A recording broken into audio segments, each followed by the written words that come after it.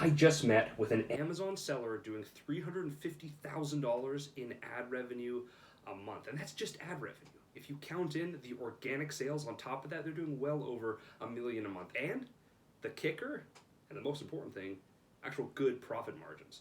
So good margins, $1 million a month being pulled in to the top line. That's life-changing money for most people. If you woke up tomorrow and you had a business doing $1 million a month, top line, with good margins, that's life-changing money for you, your kids. I don't know if we can get to grandkids on that sort of money, but maybe, you never know. But still, very, very impressive. Very impressive stuff. And the things that they figured out about ads are actually very simple. So I want to share 3 major points from their advertising playbook so that you can go apply those. You could spend tens of thousands, maybe even hundreds of thousands in Amazon ad spend and not figure this stuff out. So I want to save you that heartache and just cut the learning curve for you here. There's 3 things that really stood out to me about their strategy.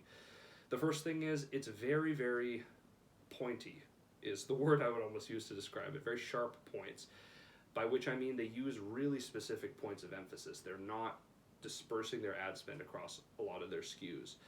They really take the opinion that, look, Amazon's algorithm has picked up on some of our products for whatever reason. We don't know why, we almost don't care, but Amazon's ad algorithm likes certain products.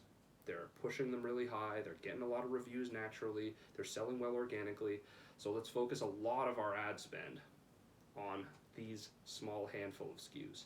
And in addition, if you also apply the same pointy principle to those handful of SKUs, those SKUs probably have a handful of keywords that really matter, and the rest, they just don't matter as much, right? So a small handful of winning SKUs, and on top of that, when it comes to advertising, they are running campaigns with one keyword in them specifically for a keyword that they know they must rank for, right? Exact match. I saw some phrase match as well. Top of search bids, just make sure that you're always winning for that one keyword. And they had to pick it carefully, but once you pick it, I mean, it's a really simple campaign to run. It's dead simple. They don't have all these products. They're not trying to prop up their losing SKUs and trying to make those perform better. It's really pointy, and that's why I sort of describe it. I know it's a little bit strange to describe it that way, but I would describe it as pointy, pointed, very sharp, right? The second thing is that they're not a fan at all of branded terms. You've probably seen these around. If you've done e-commerce for any length of time and you start building a bit of a fan base, you're going to get Amazon searches for your specific brand name.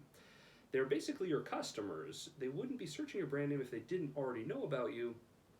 They're going to Amazon and they're making those purchases.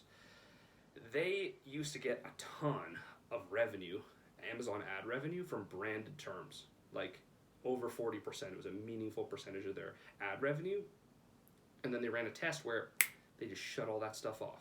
They're like, these are our customers. They're already searching for our brand, so they know who we are.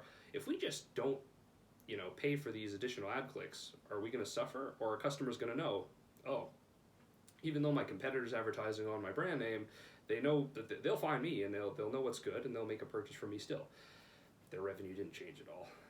It did not change, right? So that's a bit of a, that goes against conventional wisdom, as you might say, but that was a very profound test finding for me, and I think that was extremely cool. The one exception, though, for their branded activities that they actually still do on branded terms is they'll put one sponsored brand, sort of the headline banner ad for their brand name. They want to make sure that's there at all times, just so customers don't get confused. Just so it's like, okay, up top at the very top of search results, yes, this is the brand you're looking for.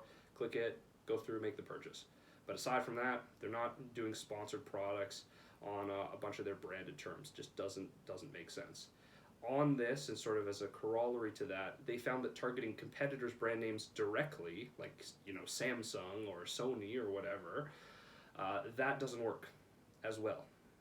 They were getting crushed on those terms cost-wise, but what they do find works well is product ASIN targeting. So that's a sponsored product variation where you show up amongst certain ASINs that you specify, and they've also had good luck with the browse node variation of the sponsored products product targeting, so definitely check that out. And the last thing, 10% takeouts, and that's how they scale. Again, you notice a lot of these things are very simple, Very common sense, and they just abide by a handful of these common sense principles. It's not complicated stuff, but they've done the hard work to find the right stuff. A 10% TACOS means that they are down to spend as much as possible on their advertising, as long as their ad spend divided by the total revenue coming in is about 10%. So if they're doing about $1 million a month in top line revenue, for example, 10% of that million is 100,000. So they're comfortable spending, 100,000 a month in ad spend, up to that, no more, no less. That's sort of the governing speed that they can grow the account at, right? They're not going to go out and spend 200,000 instead of 100,000 one month, unless it has that incremental improvement to the top line revenue as well, if that makes sense. So those are 3 tenets that they live by, that they've scaled by. Again, you'll find at the top, or as you scale, it's not complicated stuff. It's doing the right things right, and there's really only a small number of them. This is one example of a seller that's embodying that principle. For more, in the comments of this video, I will link to my free 40-page book, which over the years, I've crafted, I've sculpted. It has a full Amazon Ads playbook in there, and a lot of the differences between 6 and 7 and 8 figure sellers, because it's a night and day difference, I find. So just head into the comments. You can download your copy for free. It's totally free, and that's my ask there. So I'll see you in the next one. Take care. Let's make some money.